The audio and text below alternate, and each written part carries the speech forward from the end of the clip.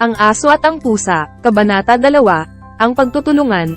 Matapos ang kanilang unang pagtatagpo, nagkaroon ng isang espesyal na ugnayan sina Bruno at Mingmang.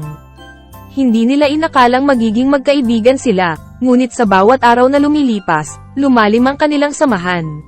Isang araw, habang naglalakad sa gubat, biglang umulan ng malakas. Natagpuan nila ang kanilang sarili na naiipit sa isang mabahong kuweba, walang matatakbuhang lugar upang magtago mula sa ulan. Anong gagawin natin, Bruno? Tanong ni Mingmang na puno ng pangamba. Huwag kang mag-alala, Mingmang. Magtutulungan tayo upang makahanap ng masisilungan, sagot ni Bruno nang may pag-asa sa kanyang tinig.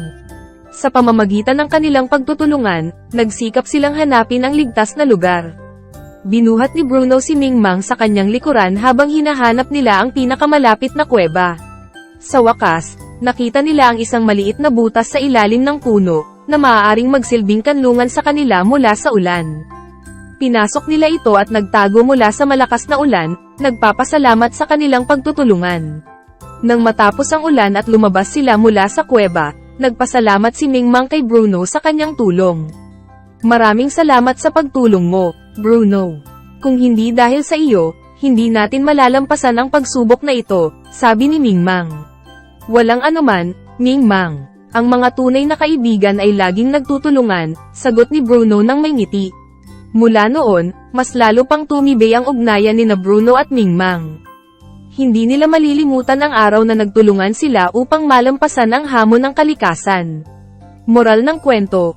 Sa pamamagitan ng pagtutulungan at pagmamalasakit sa isa't isa, maaaring malampasan ng mga kaibigan ang anumang pagsubok sa buhay. Ang kwento ng aso at pusa na sina Bruno at Mingmang ay nagpapakita ng halaga ng pagiging mapagkumbaba at mapagbigay sa panahon ng pangangailangan. At sa pamamagitan ng kanilang pagtutulungan, natutunan nilang ang tunay na kaibigan ay laging naririto para sa isa't isa.